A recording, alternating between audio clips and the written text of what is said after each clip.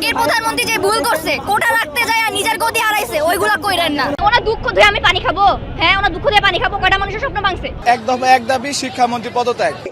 আমি কে ফার্মের মুরগি, তুমি কে আমি কে ফার্মের মুরগি।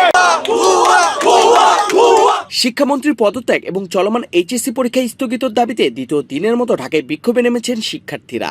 মঙ্গলবার দিনভর ঢাকা সহ দেশের বিভিন্ন স্থানে বিক্ষোভের পর জাতীয় সংসদে শিক্ষার্থীদের নিয়ে নিজের মন্তব্যের জন্য দুঃখ প্রকাশ করেছিলেন শিক্ষামন্ত্রী ডক্টর আনম এহসানুল হক মিলন।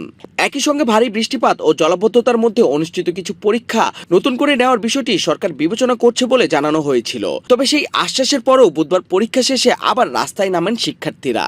এখন একটা কথা বলবো, আমরা কাইন্ড অফ হচ্ছি বলির পাঠা। মূলত এখন কোনো কথা বলতে যাচ্ছে, বাট আপনি যে কোয়েশ্চেনটা করছেন যে কালকে দিলাম না, কালকে আমাদের স্টুডেন্টসদেরকে উনি 9টা পর্যন্ত ওইখানে সংসদ ভবনের সামনে রেখে দিছে।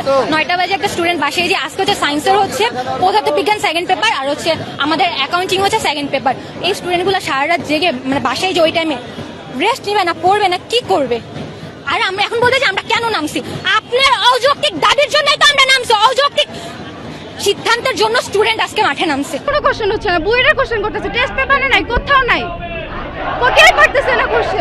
দুপুরে সায়েন্স ল্যাব মোড়ে শিক্ষার্থীরা জড়ো হয়ে সড়ক অবরোধ করে। এতে new market, elephant road, Mirpur road ও ধানমন্ডি এলাকায় যান চলাচল ব্যাহত হয়। পরে সায়েন্স ল্যাব থেকে একদল শিক্ষার্থী সচিবালয়ের দিকে লং মার্চ শুরু করে এবং সেখানে অবস্থান নেয়।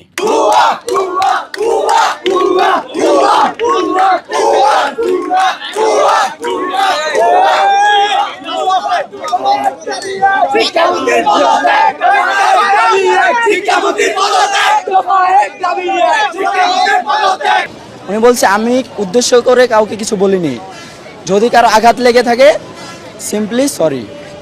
এটা কি ওনার ক্ষমা চাওয়া? এটা তো উনি নিজেরটা জানাইছে। একই সময়ে উত্তরার বিএনএস সেন্টারের সামনেও শিক্ষার্থীরা জড়ো হয়ে সড়ক অবরোধ করেন। আজমপুর, জসিমউদ্দিন ও আশেপাশের সড়কে দীর্ঘ যানজট সৃষ্টি হয়।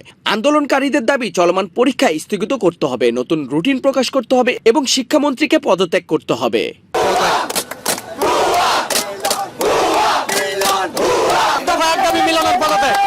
একটা শিক্ষার্থী যখন 12 বছর পড়াশোনা করে একটা এক্সাম হলে বসে, সেইখানে যখন তার এক্সামটা খুবই খারাপ হয়, আপনারা দেখেন রাজশাহীতে একটা মেয়ে আত্মহত্যা করেছে। আমি বলে দিতে চাই এটা শুধুমাত্র এরকম আপনারা অহরহ নিউজ পাবেন এখন থেকে, কারণ তারা শিক্ষার্থীদের মানসিকতাকে ভেঙে দিয়েছে।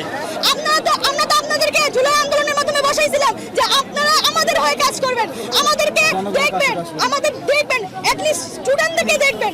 আপনারা প্রত্যেকবার সরকার আসে কিন্তু স্টুডেন্টদেরকে কেউ ভালো করে না, স্টুডেন্টদের জন্য কেউ কাজ করে না। তাদের অভিযোগ, ভারী বৃষ্টি, জলাবদ্ধতা ও বন্যার মধ্যে অনেক পরীক্ষার্থী সময় মতো কেন্দ্রে পৌঁছাতে পারেনি। তবুও পরীক্ষা নেওয়ার সিদ্ধান্ত তাদের চরম দুর্ভোগে ফেলেছে। শিক্ষার্থীরা আরও জানান, শিক্ষামন্ত্রীর দুঃখ প্রকাশ যথেষ্ট নয়, পরীক্ষার বিষয়ে স্পষ্ট সিদ্ধান্ত দরকার। এই যে প্রশ্ন করা হয়েছে একদম হযবরল প্রশ্ন, টেস্ট পেপার থেকে খুঁজে পায় না প্রশ্ন, কোন বই থেকে প্রশ্ন খুঁজে পায় না। এই প্রশ্ন কোথা থেকে বানাইছে? চ্যাট জিপি থেকে প্রশ্ন বানানো হইতেছে। এখন দাবি একটাই, উনি এই অযোগ্য, উনি যে অযোগ্য এটা স্বীকার করে উনি আজকের মধ্যে পদত্যাগ করবে। ঢাকার বাইরে নারায়ণগঞ্জ ও সাভারেও একই দাবিতে বিক্ষোভ হয়েছে। সাভারে ঢাকা-আরিচা মহাসড়ক অবরোধ করেন শিক্ষার্থীরা। পরীক্ষা দুর্ভোগ, মন্ত্রীর মন্তব্য এবং পদত্যাগ দাবিকে ঘিরে এইচএসসি শিক্ষার্থীদের আন্দোলন এখন দ্বিতীয় দিনে আরও বিস্তৃত হয়েছে।